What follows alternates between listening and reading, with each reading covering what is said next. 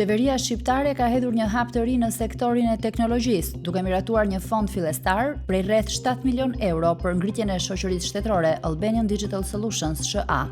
Kjo strukturë e re e krijuar në kuadër të Agjencisë Kombëtare të Shoqërisë së Informacionit, synon të marrë në dorë menaxhimin operacional të sistemeve dhe shërbimeve digjitale në vend.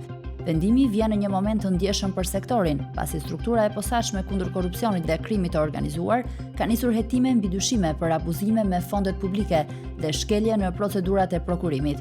Në të njëjtën kohë, problematikat e herpashershme me funksionimin e platformës e-Albania kanë shtuar presionin dhe vëmendjen publike ndaj mënyrës si administrohen shërbimet digjitale. Sipas të dhënave zyrtare, shoqëria është themeluar më 14 prill 2026 me kapital të rësisht shtetëror dhe do të drejtohet nga administratori Sajmir Kaplani.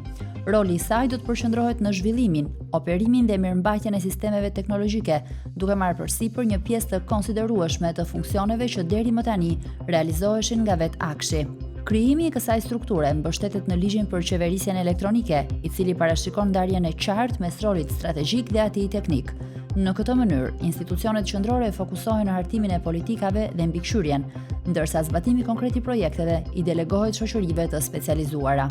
Megjithatë, ngritja e një tjetër kompanie shtetërore në këtë fushë ka hapur diskutime mbi transparencën dhe mënyrën e administrimit të fondeve publike.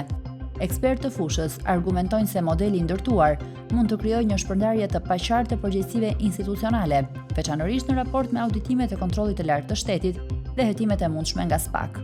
Në këtë kontekst, Albanian Digital Solution pritet të shndërrohet në mekanizmin kryesor operacional për projekte digjitale të shtetit, duke menaxhuar investimet e infrastrukturën teknologjike në një sektor që mbetet në vëzhgim të fortë publik për përdorimin e fondeve dhe efikasitetin e shërbimeve.